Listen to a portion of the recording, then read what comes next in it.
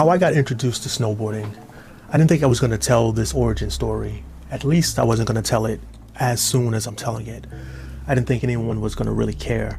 But some people have asked, so this is the origin story. This is how I got into snowboarding. Let's start back in 1995. I just graduated high school.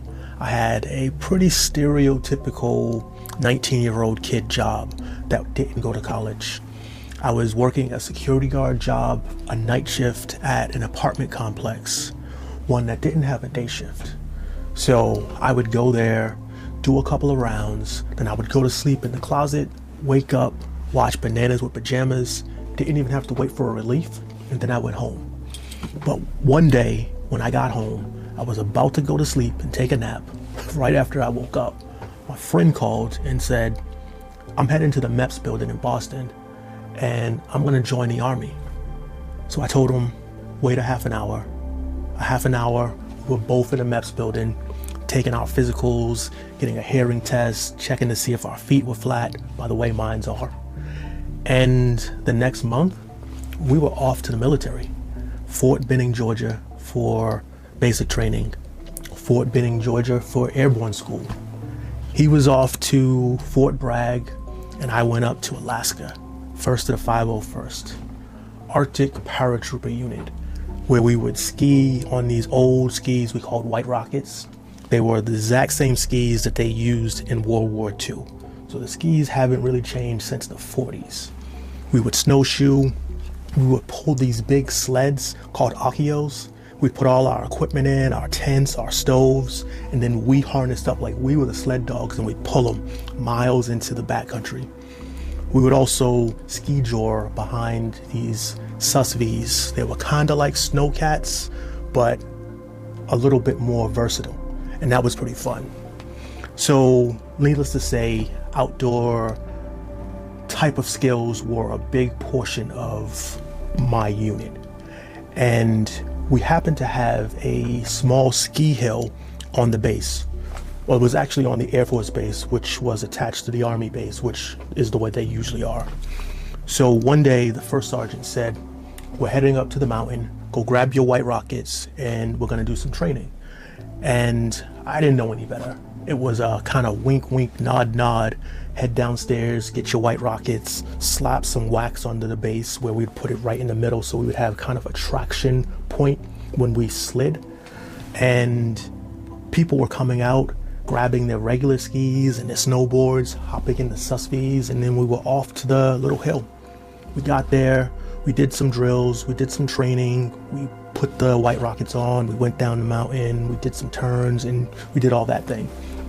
Then we had a formation, and the first sergeant released us, but we weren't back at the company, so I wasn't exactly sure what was going on. Kind of had an idea, but I didn't really know. Everybody popped their White Rockets in the rack, then they went and they got their own skis and their own snowboards, and the rest of the day was team building, skill building, acclimation, you know, the things you call it when you're actually kind of fucking around on a government dime. But it was what we did sometime. I didn't have skis or snowboard. I was new to the unit, so I sat in the base lodge looking out this big giant window while everybody was on the mountain having a good time, and they were definitely having a good time. And I don't remember if I stopped one of my friends or one of my friends was like, get out here, you need to get on this snowboard, because if you don't do something in the winter in Alaska, your days are going to be long. People ask, like, how do you deal with the days being so short in the winter? And the reality of it is, if you're doing something that you enjoy, something that's fun, and you're doing it hardcore, by the time 3 o'clock rolls around when it's kind of dark, it feels like you've been doing an activity all day long. So you have to have something to do in the winter or you just go crazy. So I hopped on the snowboard, got on the lift, went up to the top, no instructions, bunch of 19, 20-year-old paratroopers. You don't give instructions. Put the snowboard on, aimed straight down. Went straight down, didn't fall till I hit the base lodge. Got up, laughed, loved it, did it again. Did that 2, 3, 4 times. And at the end of the day, when we went back home to the barracks, I bought that snowboard off my friend. And that was the beginning. That was my journey. It was something that I had never experienced before. I was in a place in which right out of our back door, you had some of the best terrain. We had a small little ski hill on the Air Force Base. There was a ski mountain right in town in Anchorage. It was just the perfect storm for discovering something that has ultimately changed my life. Ever since I left the military, I've been doing two things. I've been chasing snow, loving snowboarding, and chasing that group of friends that honestly you're never gonna catch again. So that's my origin story.